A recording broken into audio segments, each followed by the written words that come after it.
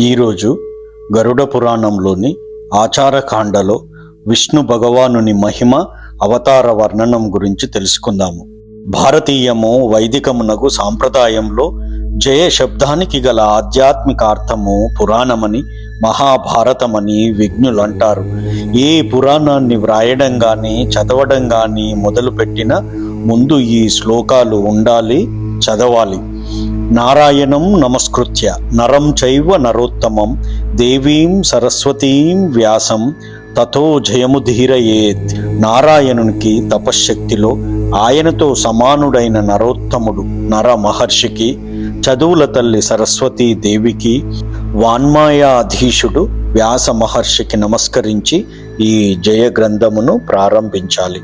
అజమజరమనంతం జ్ఞానరూపం మహాంతం శివమమలమనాదిం భూతదేహాదిహీనం సకలకరణహీనం సర్వభూత స్థితం తం హరిమమల మమాయం సర్వగం వంద ఏకం నమస్యామి హరిం రుద్రం బ్రహ్మణాంచ గణాధిపం దేవీం సరస్వతీం చైవ మనోవాక్కర్మభిః సదా.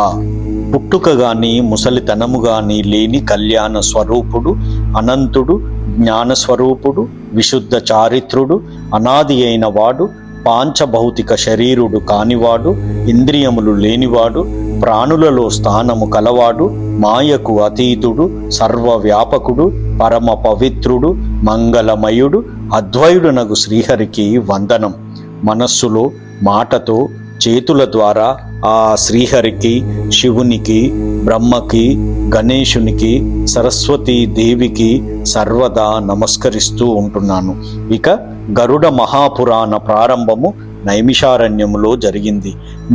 నిముషానికి పవిత్రత, జ్ఞానము ఏ అరణ్యములో పెరుగుతాయో అదే నైమిషారణ్యము.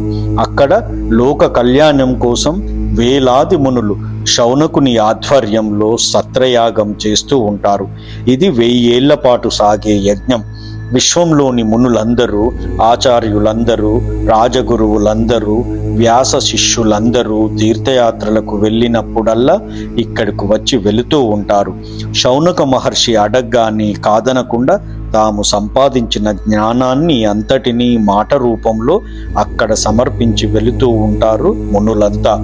ఇతరుల ప్రసంగాలను కూడా వినడం వల్ల అక్కడికి వచ్చిన వారి జ్ఞానం నిమిషానికి పెరిగిపోతూ ఉంటుంది. అందుకే అది నైమిషారణ్యం. ఒకనాడక్కడికి సర్వశాస్త్ర పారంగతుడు, పురాణ విద్యా కుశలుడు, శాంత చిత్తుడు, వ్యాస మహర్షి శిష్యుడు, మహాత్ముడైన సూత మహర్షి తీర్థయాత్రలు చేసుకుంటూ వచ్చాడు. అక్కడ ఒక పవిత్ర ఆసనంపై కూర్చొని విష్ణు ధ్యానంలో మునిగిపోయాడు. క్రాంతదర్శి అయిన ఈ మహాపౌరాణికుడు తనపై కాలు మోపగానే నైమిషారణ్యమే పులకించిపోయింది.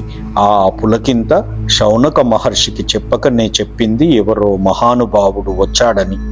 ఆయన వెంటనే కొందరు ఉత్తమ ఋషులను వెంటనిడుకొని సూత మహర్షిని కనుగొని ఆయన కన్నులు తెరిచేదాకా అక్కడే వేచియుండి ఆయనను సగౌరవంగా యాగస్థలకి తోడుకొని వచ్చాడు.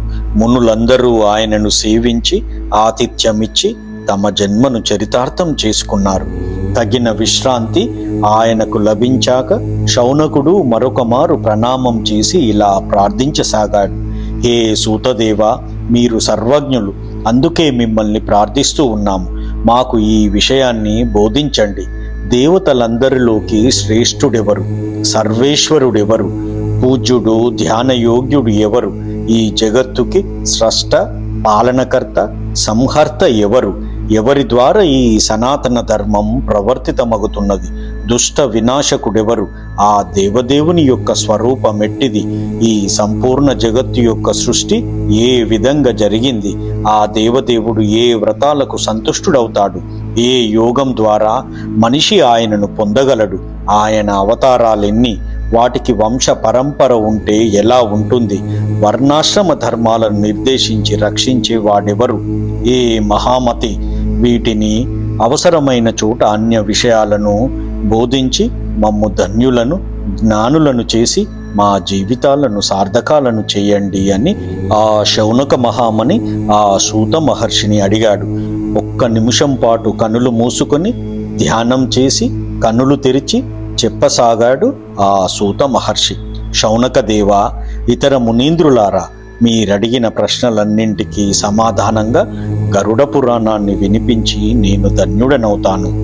ఈ గరుడ మహాపురాణము సారభూతము, విష్ణు కథ పరిపూర్ణము.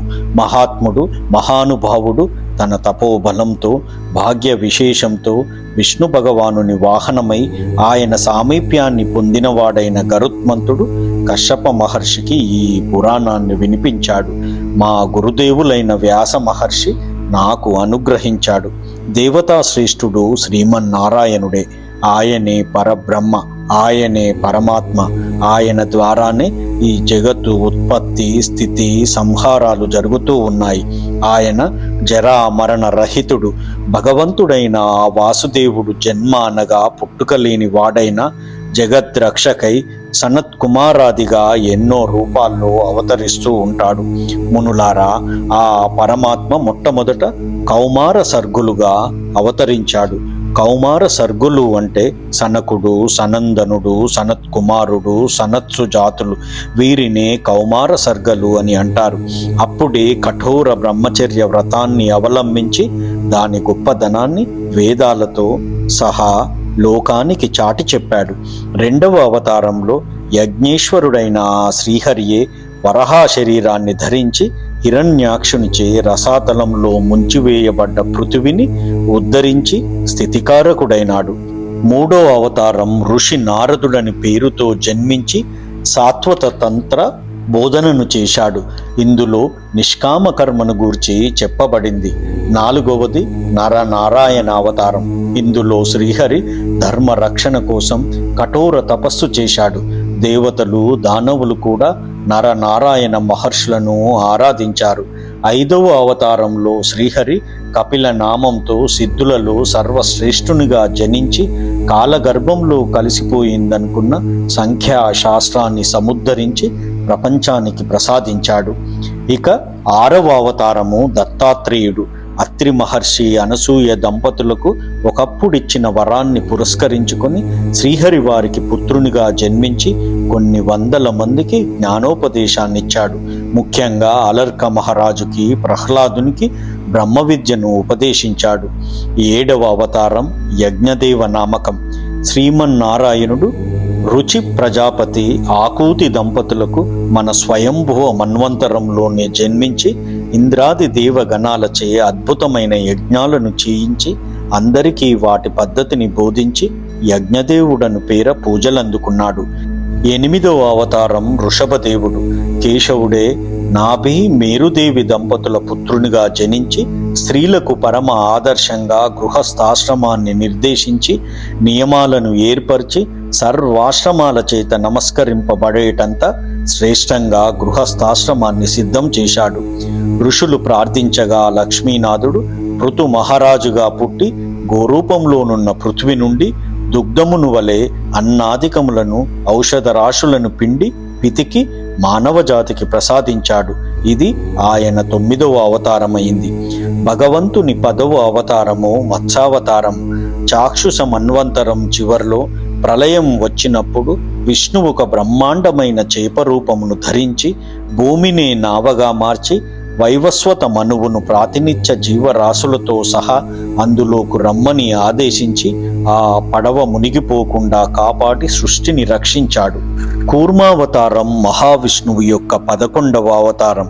క్షీరసాగర మథన వేళ మందర పర్వతం మునిగిపోకుండా కాపాడి అమృతాన్ని తేవడం కోసం, వైద్య శాస్త్రాన్ని ప్రపంచానికి ప్రసాదించడం కోసం, దేవతలను తన్ని అమృతాన్ని లాక్కున్న దానవులను మురిపించి మరిపించి అమృతాన్ని సన్మార్గులైన దేవతలకు ఇయ్యడం కోసం క్రమంగా ఆదికూర్మ, ధన్వంతరి, మోహిని అవతారాలను మహావిష్ణువే ఎత్తవలసి వచ్చింది.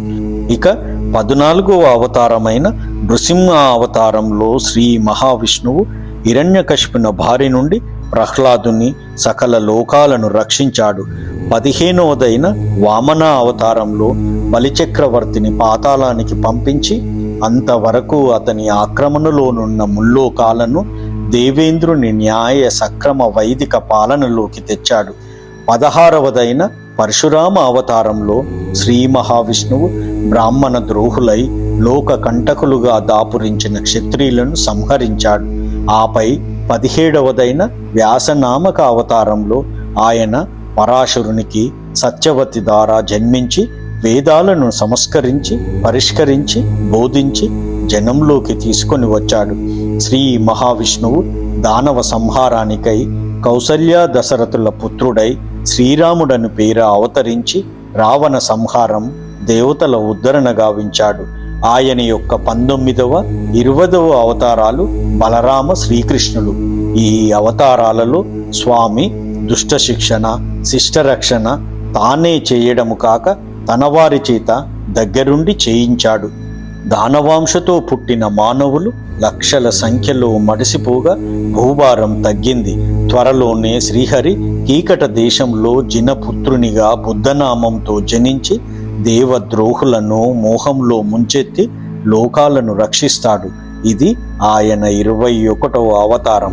22వ అవతారం కలియుగం 8వ సంధ్యలో రాబోతుంది. రాజవర్గం సమాప్తమై అరాచకం చెలరేగినప్పుడు శ్రీహరి విష్ణుయసుడను బ్రాహ్మణుని ఇంట కల్కి అనే పేరుతో అవతరించి లోకాన్ని చక్కపరుస్తాడు. ఇవి కాక ఇంకా అసంఖ్యాక సందర్భాలలో శ్రీ మహావిష్ణువు భూమిపై అవతరించాడు. మనువులుగా జాతి చరిత్ర గతిని మార్చగలిగే మహర్షులుగా ఆయన ఎన్నోసార్లు ఉద్భవించాడు. విష్ణు విభూతులుగా పేరొందిన ఈ అంశాలని మా గురువుగారు వేదవ్యాస భగవానులు మాతో గరుడ మహాపురాణమను పేరిట అధ్యయనం చేయించారు అని ఆ సూత మహర్షి శౌనకాది మహామునులకు నైమిషారణ్యములో చెప్పసాగాడు. దీనితో గరుడ పురాణంలోని 1వ అధ్యాయము సమాప్తము.